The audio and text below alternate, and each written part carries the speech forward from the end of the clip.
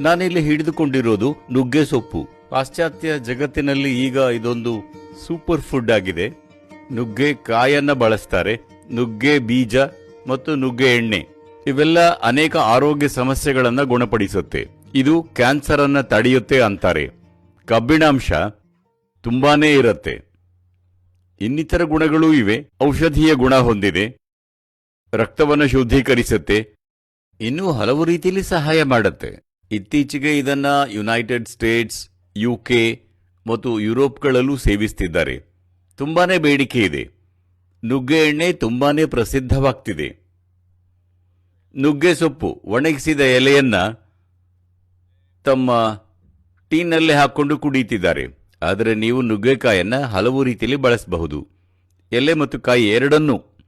ಇದು ತುಂಬಾನೇ ಸಾಮಾನ್ಯವಾದದ್ದು. ದಕ್ಷಿಣ ಭಾರತದಲ್ಲಿ ನುಗ್ಗೆ ಮರ ಇಲ್ಲದ ಮನೆ ಇಲ್ಲವೇ ಇಲ್ಲ.